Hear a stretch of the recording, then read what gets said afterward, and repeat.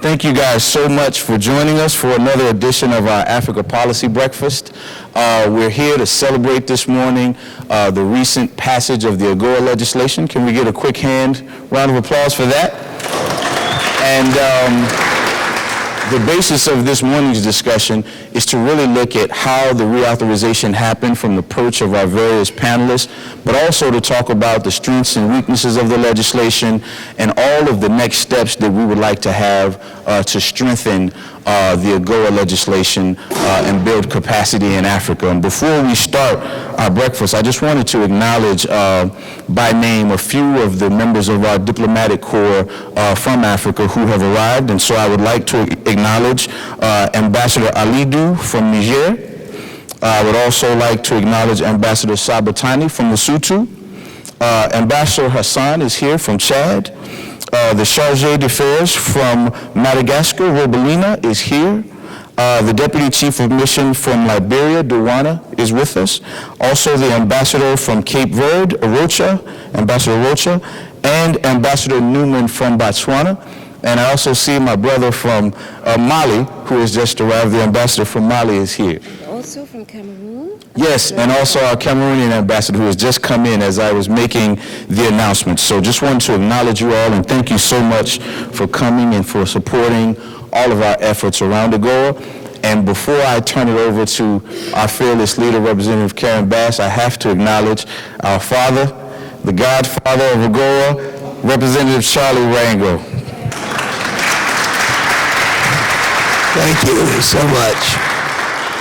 I just can't thank Karen enough for making certain that the adrenaline continues to exist, and to thank our African diplomats and representatives for giving my great country an opportunity to make up for the past injustices that the world has been a part of as it relates to the beautiful continent of Africa.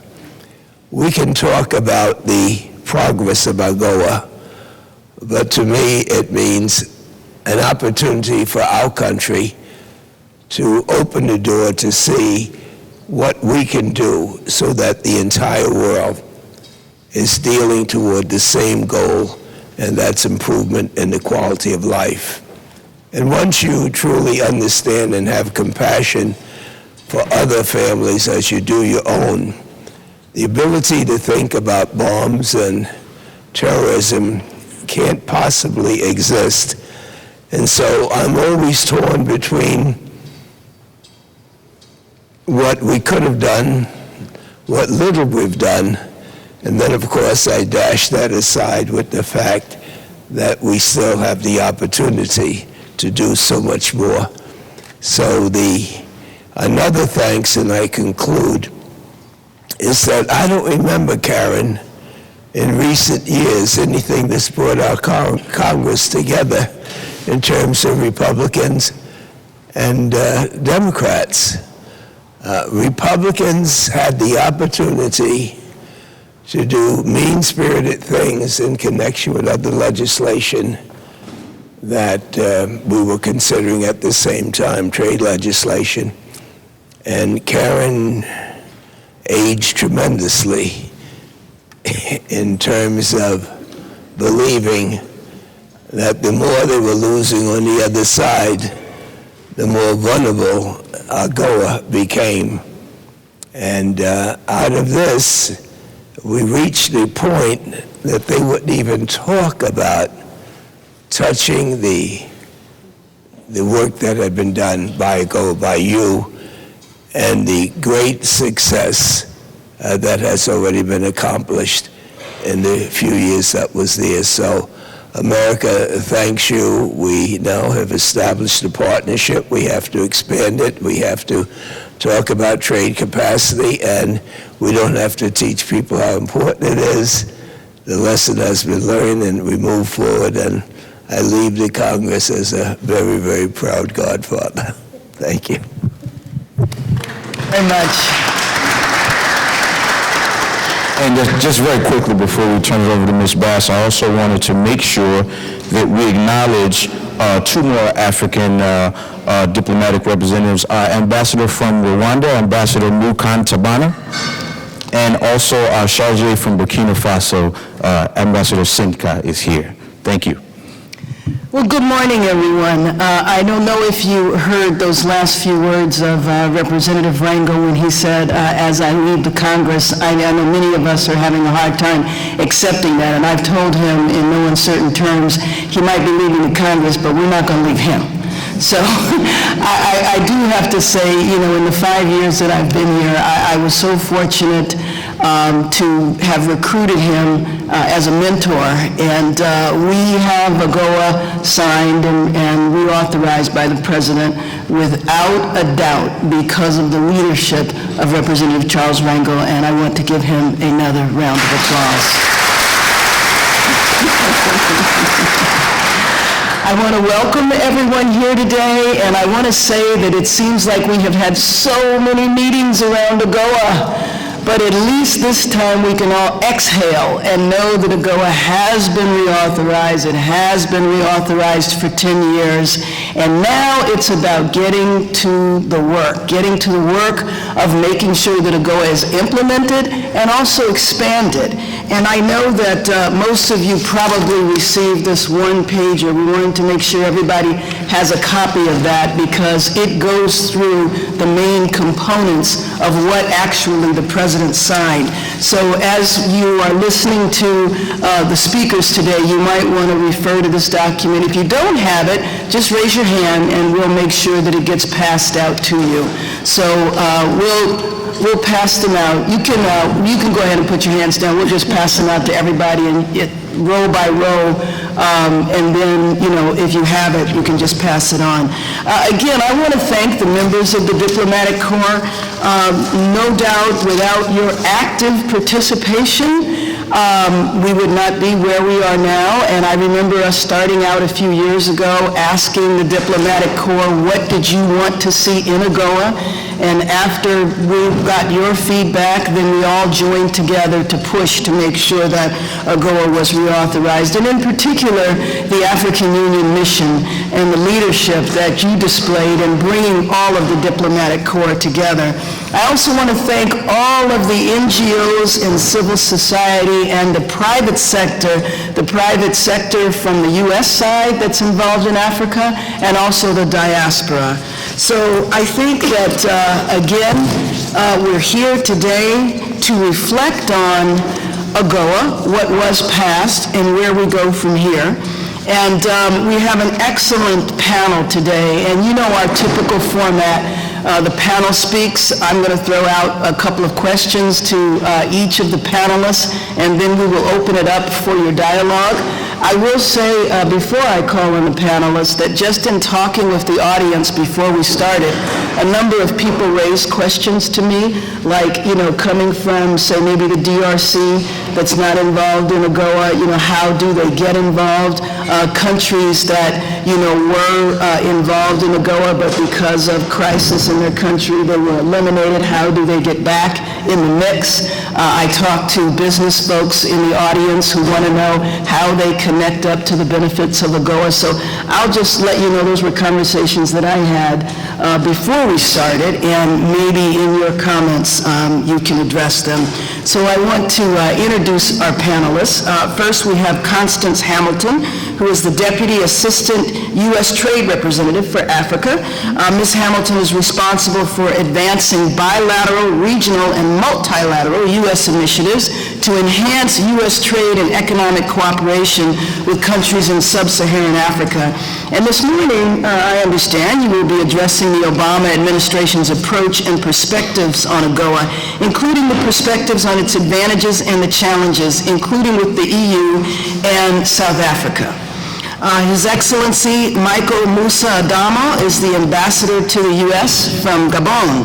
And as you may know, Gabon will be hosting this year's AGOA Forum, and I look forward to going, and I hope many members in the audience will be going as well. Mr.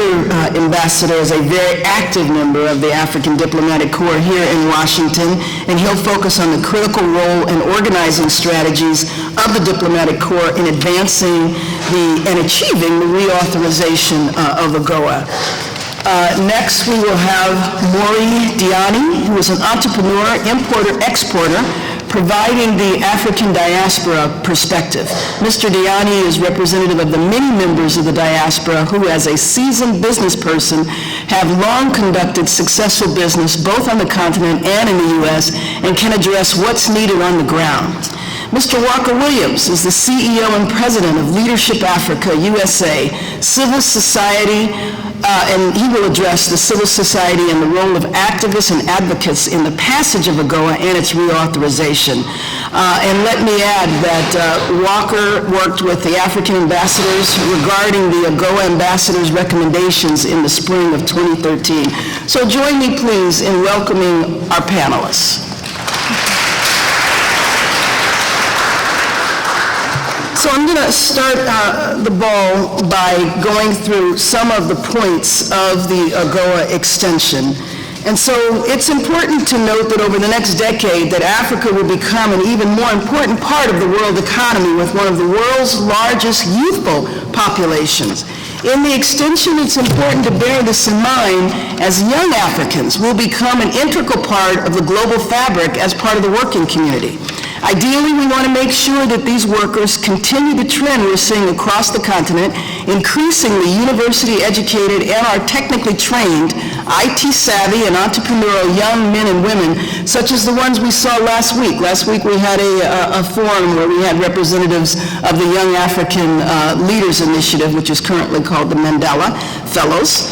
And we know that it's critical that capacity building be a crucial element of trade and investment between the U.S. and Africa.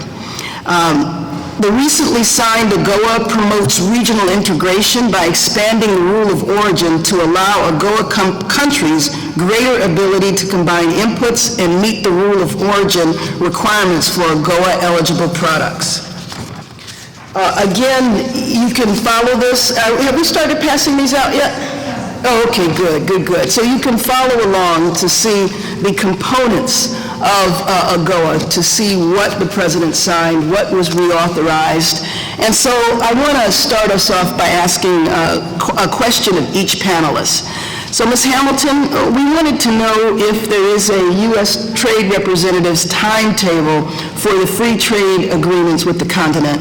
And is the focus on individual countries or on regional economic communities? And again, for the audience, we consider AGOA kind of the first step, and where we hope to go, correct, is with individual countries or the region, and this is what you will address, graduating to the point of having free trade agreements. And before you answer, let me introduce our wonderful colleague, Shaka Fattah, representing Philadelphia, and he is also the chair of the Congressional Black Caucus Foundation. Mr. Shaka Fattah. Go ahead.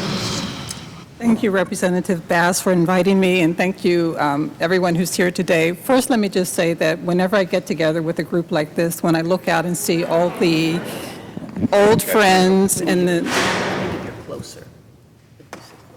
I have such a soft voice, that's what it is. To see so many familiar faces and old friends, it reminds me of how much we love Africa and how much we are committed to making sure that Africa grows and prospers for the benefits of all of its citizens.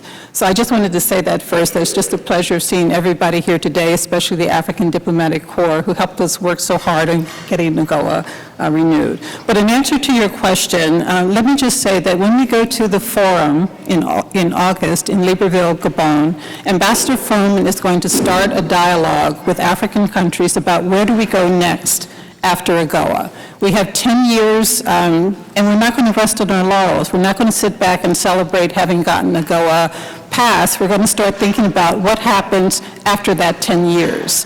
And one of the things we want to start thinking about are moving away from one-way preferences to perhaps a more reciprocal relationship that builds on where we are in the 21st century. We noticed that Africa is already dealing with EPAs with the EU.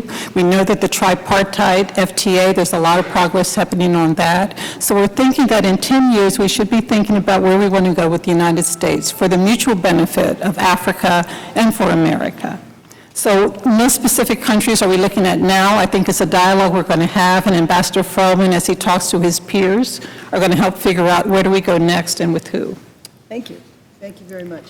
And what is the biggest challenge faced by American entrepreneurs doing business with Africa and vice versa? I guess it's the biggest challenge to me would be the capacity of African entrepreneur to understand the lay of the land as far as introducing. Can you hear me now? Okay. The biggest challenge to me would be finding partners who understand the lay of the land as far as doing business in America is concerned, is the trade capacity that is lacking, the ability to understand the necessity, the requirement in terms of the goods that are being imported, and the capacity to market those goods overseas. I guess my main point is that the AGOA offers enormous opportunities for African countries to penetrate the market that everywhere around, every other country is wishing to get in. This is the most prosperous countries in terms of consumers' disposable income that are available. Every major producers in the world wishes to enter in U.S. markets. And African countries have, through AGOA, the opportunity to gain access to this market. What is lacking now, I think, is for the countries themselves to organize a strategy that is appropriate for the local entrepreneur, the local businessmen, to be able to produce the goods within the required qualities that are necessary here and to be able to market it to the consumers.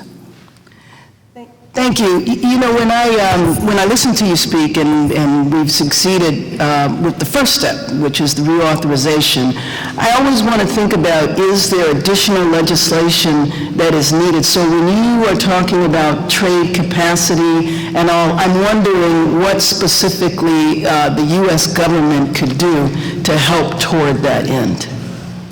As far as I understand, the AGOA bill contains, I think, provision for the agency of the U.S. government, mainly MCC and USAID, to provide this type of trade capacity building in Africa. What I regret to see, though, is that the amount of fund that has been allocated to that has been decreasing over the years and taking away what I consider to be the most important aspects of AGOA today, is providing the local entrepreneur with the capacity to produce, to compete, essentially, against all other producers who are wishing to get into the market. Because in the end, AGOA will work if the entrepreneurs are able to have African goods on the shelves of the supermarkets, on the shelves of the department store. In order to do that, they have to produce goods that are at least as good in qualities as the one that the buyers are getting, and that has been reasonably priced. So which means there are some norms of productions and norms of marketing that will be necessary to use. Thank you. And Ambassador Musa, how best can the Central African Regional Economic Community work with its Western, Southern, and Eastern counterparts? Thank you, Congresswoman. Thank you. Would you indulge me, please, to say a few words before answering your question? Sure. If you talk directly. I think this gives me the opportunity, obviously, to, on behalf of the African Ambassadors Economic Development Group, and on behalf of the African Ambassadors Group that I currently chair, that I now chair, starting this month, to really thank the help and the assistance that we get from your office, from yourself, your aspiring leadership. Charlie Longo, thank you again. What the support that we get from the Hill and the advice that we get help these 10 years of authorization that could not have happened without that. It's also now the time for us, for me as the chair of the African Ambassadors Development Group that I co-chair with the Ambassador for Lesotho, and on behalf of all the African ambassadors, to also thank Mr. Pruitt, Steve Pruitt and his group, Walker Williams, the work he's done. I'd like to recognize also the work that the African Union has done into putting us together in working on the strategy, as well as Emily Schaefer that I saw earlier from State Department, who's really the cornerstone of the organization.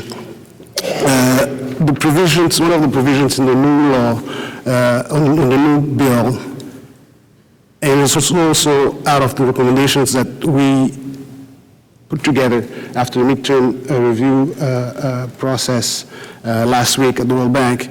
One of the recommendations is that the bill or any subsequent bill to support it allows regional capacity building to push regional integration. And the new bill does that, or allows for it to happen. Our region, the Central African region, is the one that's lagging behind.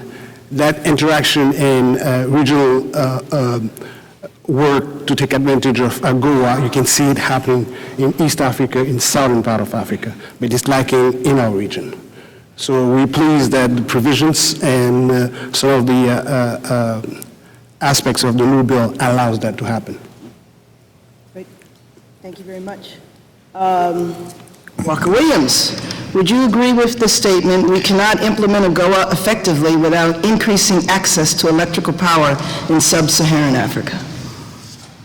First, let me thank Congressman Bass for your leadership.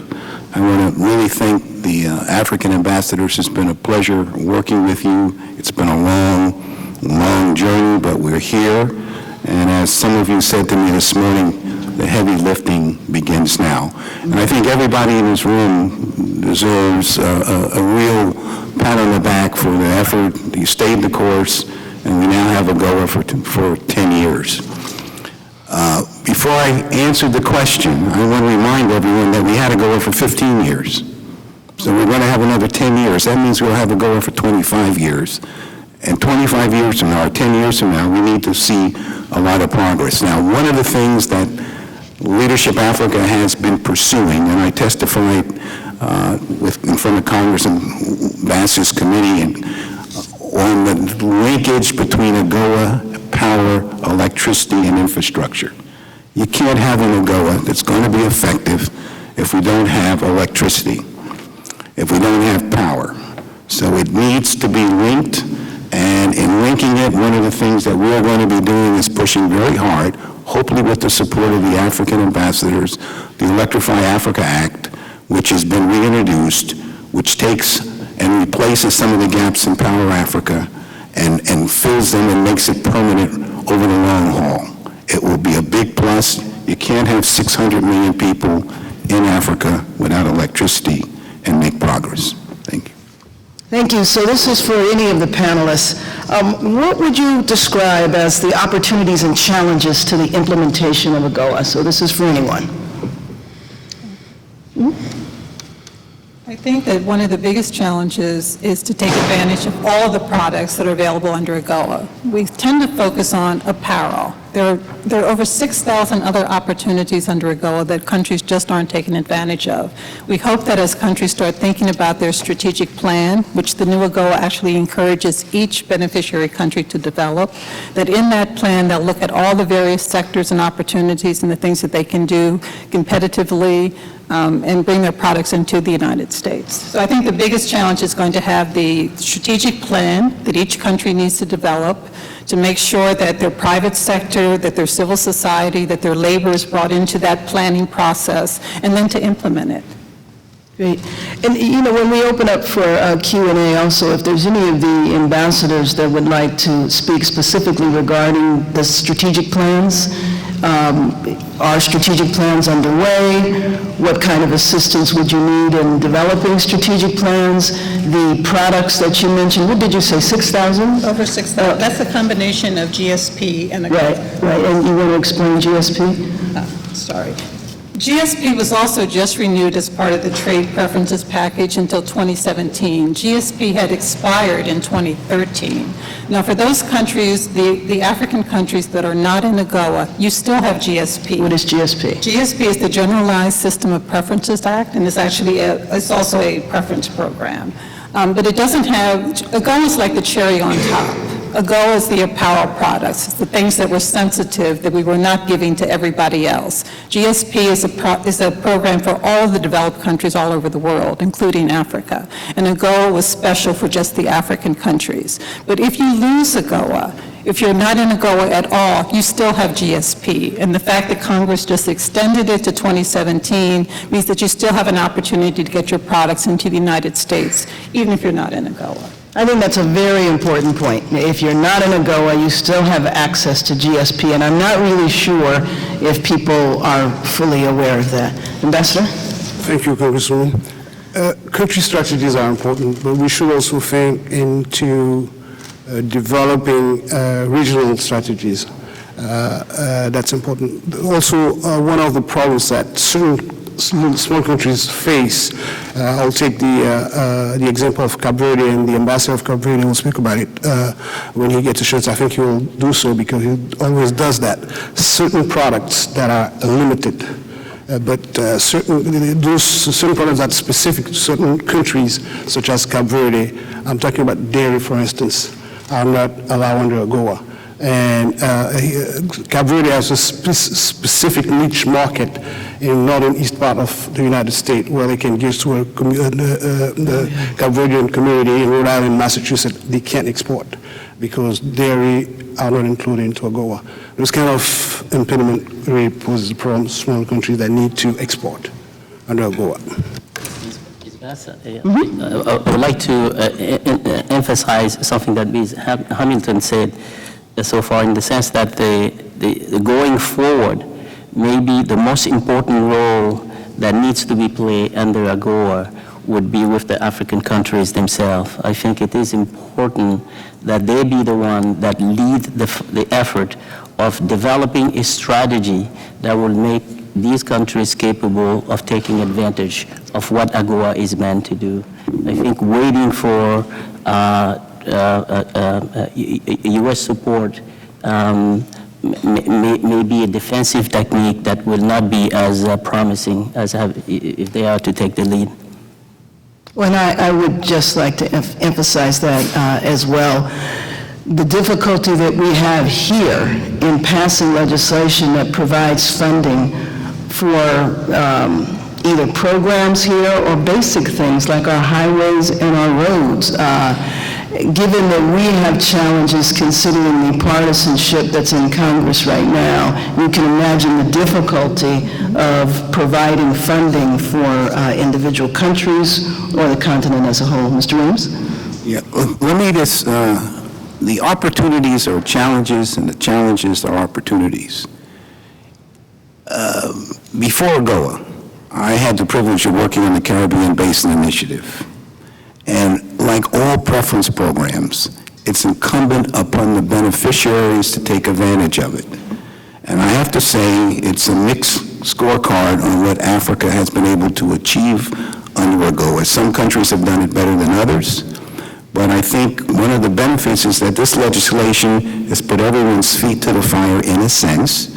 You're going to have to come up with a country AGOA strategy, and that strategy is going to be made public, and it's going to be monitored. So I'm suggesting, like we did when we put out that consensus document from the African Ambassadors Group here in Washington, D.C., is that we come together, we put together a consensus, and we look at how we're going to take advantage of AGOA among the various individual countries. It's incumbent upon you to use the legislation.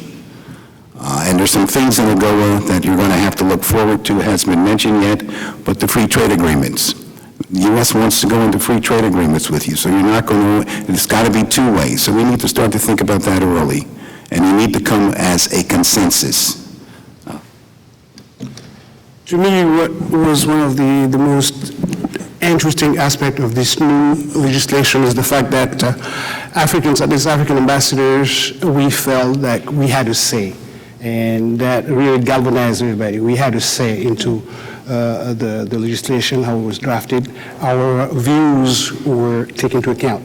That's how we were able to really mobilize and work hard on it. That led us, or that led me at least, to think that maybe in the future, for any future legislation in the U.S., maybe there should be a need to bring an African component to it, for it to pass, to bring some bipartisanship and consensus between Republicans and Democrats, and also the White House. But anyway, to fully take advantage of AGOA, the past of this AGOA is different for the old AGOA. We see it, we know it. And countries such as mine, who only took advantage of AGOA on the oil sector, know now that because of the need of diversifying our economy and not relying solely on oil revenues, we need to have a new country strategy to take advantage of AGOA. And I'm convinced that all African countries now are working into having an AGOA strategy so that they can take better advantage of the new legislation. So we're going to move into Q&A now. So for people, if you want to ask a question or make a statement, you can see the different microphones, so you could begin to line up now. I want to ask one last question while people are lining up, but I also wanted to know if Representative Fattah would either like to ask the question or make a statement before I ask the panelists. No, I'll Okay. to Mr. Rango if he wants. Oh, As an original co-sponsor of the act, I'm just pleased that we got the authorization. Thank you. Thank you. Mr. Engel, any more? Okay. Okay, great. So one last question before I open it up. Again, any other legislation that you could see, companion legislation that we might need to do as members of Congress, and then I'll go to the audience. Well, in addition to the Electrified Africa Act, we're looking at a bill that you are co-sponsoring, which is to look at MCC and see how MCC might be able to do regional pacts, even if they have an existing pact. Do you describe MCC? Millennium Challenge Account. The Millennium Challenge Account is sort of a grant program for infrastructure development by the U.S. government. It signs compacts with several countries that meet certain criteria, and these compacts are over a period of time and are very extensive. This legislation will allow for some of those contacts to be expanded regionally. It ties into what Ambassador Adamo was talking about, a regional strategy. If you're going to do energy, it's got to be regional. If you're going to do trade facilitation, it needs to be regional. And so that is one. We're looking at a bill that Royce is putting out, which is trying to, he hasn't announced what it's going to be yet, but Congressman Royce is talking about a supplement to AGOA to enhance certain things he felt in the legislation that might be needed to be improved upon or could be improved upon. We're also looking at the free trade agreement. That is legislation that was sort of proposed and sort of mentioned in the AGOA legislation, but Coons and Inhofe may come back with that legislation and make it a little bit more mandatory that we look at free trade agreements. We need to be cognizant of the African Union's 2063 agenda and the fact that the African Union wants to create a free trade area for Africa and look at how we can interact with that. And so we need some comprehensive negotiating and so forth. So those are about the main ones that we're sort of monitoring and following very extensively and hope to work with the African ambassadors and yourself to get through if they get through committees. Anyone else on the panel? And just to further the ambassador's comments, you know, I definitely believe any legislation we do on Africa needs to include the African Diplomatic Corps before we move forward and get your input. So no, that's definitely a commitment from my office. So we will go to our first speaker. Question, comment, Mr. Randy? Let me make a very short comment because this is... You know what, I'm not sure that's on, or maybe We used to say when it didn't make noise, made in Japan. We don't say that anymore, so it's working. Thank you. Steve Landy, Manchester Trade, and just can't tell you how pleased I am that the people up on the podium did so much to pass AGOA. We enhanced it a little bit, but we enhanced it. We got a pass, but most important, on schedule, which is never done on the Hill. So we congratulate you and we thank you very much for that. I would like to respond to your last point about what we might be able to do in the future. I don't see legislation. I think we have AGOA, it's in place.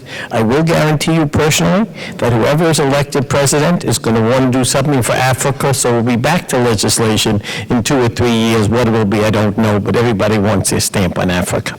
My quick comments are that there are ways to improve AGOA, within the current legislation or within other bodies. And let me just run through 4 very quick ones. One, we're having a little group in the WTO called Rules of Origin. Is looking at LDCs. One of the things that people did try to improve with the Rule of Origin that address light manufacturing other than apparel. Let me just stop there and say one might do something because you have to get into supply chains. Number 2, one of the real accomplishments of AGOA, done very quietly and done under GSP, was the right to begin designating some of the agricultural products, specifically the high-duty tranche of the cotton items. We hope that will somehow provide a pathway to look at some of the other products, peanuts perhaps, leaf tobacco perhaps, and so on. I even noticed that they're talking about sugar in the TPP, but let me not go beyond that other than to say that's there. 3 is the conditionality. The beauty of conditionality isn't the out-of-cycle review, it doesn't matter, is the fact that USTR now has flexibility.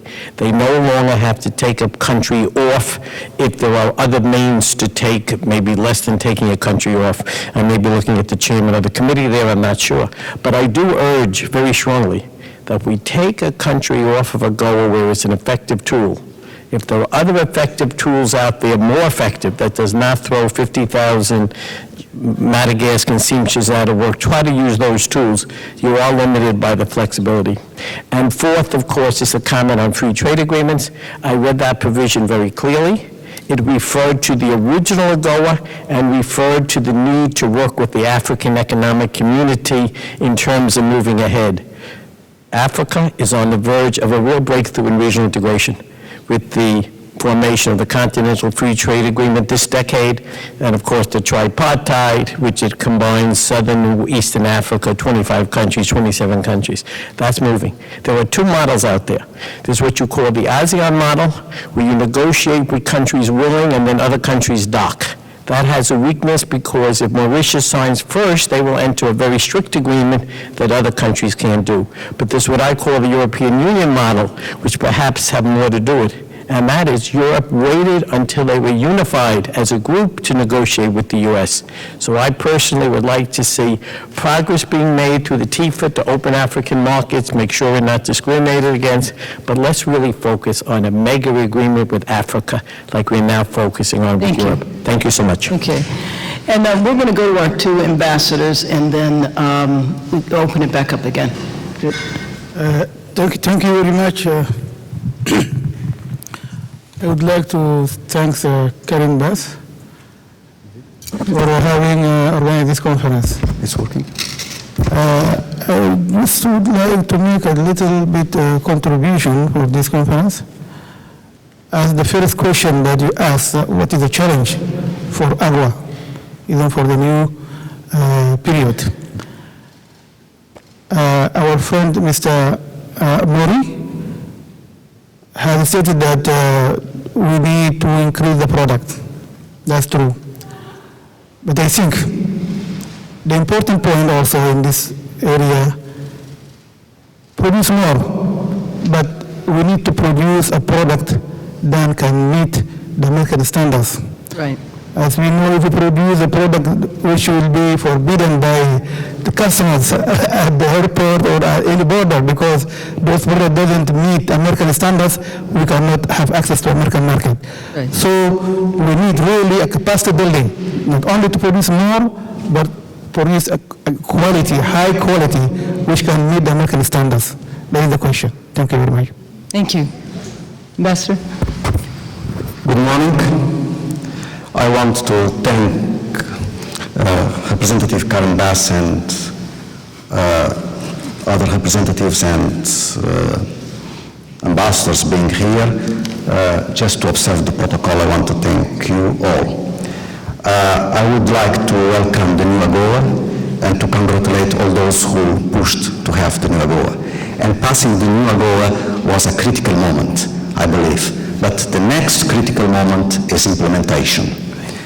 And if I have to elaborate on the critical word, let me say that technical capacity building is critical for the implementation of the new AGOA if you want to address the question of increasing production, diversify the products that we can add to the list of eligible products to AGOA, to go beyond the supply side obstacles. It's very important to address to have this technical capacity building. The AGOA country strategy is also critical to access technical capacity building needs. A country like mine, Cabo Verde, we do have a national strategy for trade and development for 2015-2020. But the question is, how are you going to focus on having access to AGOA markets? We know there are some competitions between AGOA and EPAs and other TTP and so on and so on. But if we have to concentrate ourselves in this window of opportunity regarding the US market, we have to build this technical capacity building based on our country strategy. But effective delivery is also critical to make the difference.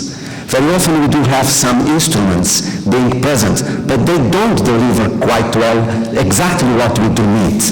It's why I would like to draw your attention to the importance of tailored, compact trade capacity building that is critical to assure the appropriation by the countries at the national level. Of course, when we come to deliver technical capacity building, it is very important to assure this delivery in a coordinated manner. Very often you have different agencies intervening, even either public sector or private sector, but it is important to have it in a coordinated manner. And if we have to address it at the regional base, the offer must be regional. But the delivery at the end of the day must achieve the countries at the national base. Otherwise, it doesn't work. And just to conclude, for me, funding is also critical. If you don't have funding, you have good ideas, good strategies, good intentions, but you don't have things being done. And there, my final question, I know that Congress has now a bill on trade capacity building, but how are you going to match that with let's say there is a steering group on technical capacity building from the administration side? How are you going to match that and to create the real delivery on this point? I thank you very much for your attention. Thank you. Yes. Good morning, ladies and gentlemen, Congresspersons, ambassadors, ladies and gentlemen. My name is Rosemary Seguero. I'm the president of Hope for Tomorrow. Thank you so much for passing AGOA. We thank President Obama, Congresswoman Bass, and everybody that is here. We all worked hard for AGOA to be passed. We wrote letters, we knocked the doors, and we are not going this time to let AGOA be used as a stepping stone, as a window. We want AGOA to be used like a door. And the people who need to be used like a door are the people on the grounds who are actual businesses. We don't want AGOA to be manipulated. We are going from door to door in all African countries to teach the small businesses AGOA. We don't want to be manipulated again. So thank you so much for passing AGOA, and the big guys know we are seeing and we are there. So we are on our way for AGOA. From this time we have new AGOA, from Capone we have new AGOA. So Congressperson Pass, thank you so much, the President, and we appreciate you. So AGOA is for Africa and for Africans, not to be manipulated. Thank you. All right.